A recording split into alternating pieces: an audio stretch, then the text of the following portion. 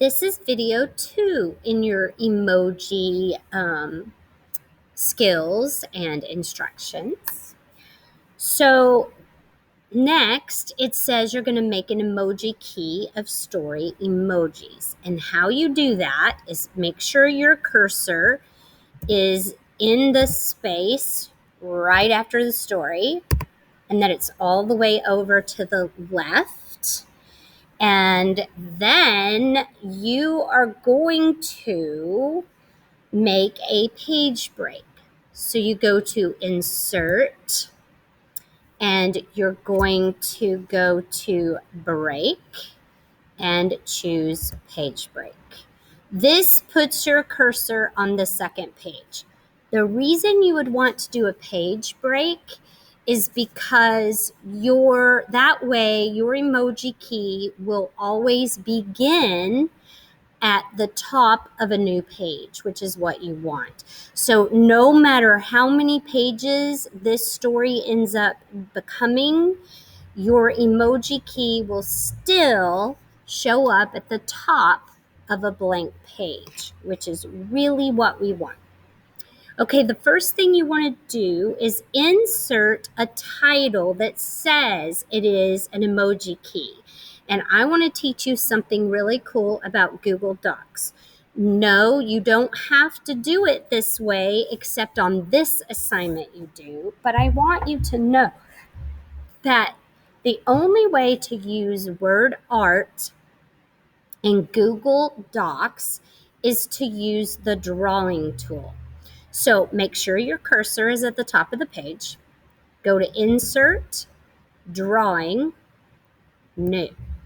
And it's going to open up this drawing box. From here, go to Actions and Word Art. Then you type in the title, and the title of this is Emoji Key. Okay, and you can hit enter. Now, choose a font that you're really happy about that you want to put with this key. I like this one. If it goes off the page like mine did, you have to fix that. It all has to end up on this palette, this cubed palette. I want to make it a little bigger. Then, if you use the bucket, you can change the colors of your word art. And I believe I would like to make it this color. Ooh, I like that. So I'm going to keep that. When you're finished working in this draw space, you're going to hit save and close. Again, the only reason we use the drawing tool is because that's the only place you can use word art in a Google Doc. So this is a little big, I think. So if you click on it, please drag it by the corner. Always drag things to resize by the corner. Okay, and then hit the enter key and the enter key one more time. So there is a space between your title and what we're going to do next. Again, put this in the center because we're going to insert a table. And when you insert a table, you should always insert it from the center. You're going to go to Insert, Table, and this is where you decide how big you want your table. For this project, we're going to choose 4 by 10. That should be enough. If it's not, we can always add rows later. So now you have the table inserted. Now we're going to make the titles of this first row. And when you make titles and labels for columns in the first row, you want to decide, do you want these titles to be centered or do you want them to be left aligned or right aligned? Because this is an emoji key, I think it's best to leave it left aligned. So all we need to do is make sure that we like our font.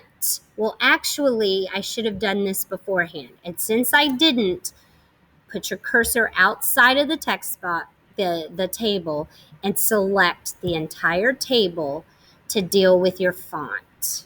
I want this to be at least size 12 in my key, and I want the font to be bitter. I just like it a little bit better than Arial. Now, you can come in here and type. The first label is Emoji, and I'm going to make that bold. The second label, I'm going to go ahead and click the bold button, is correct words. And then you're going to do it again. Emoji, I forgot to make it bold, so I have to go back, highlight it, make it bold. I'm going to click bold this time, correct words. All right. Then it says to color.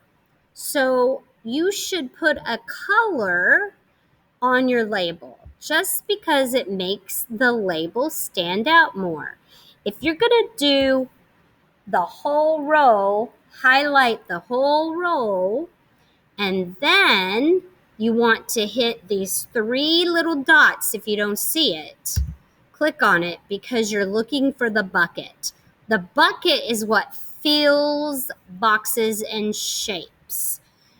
And so I believe I want something happy and yellow.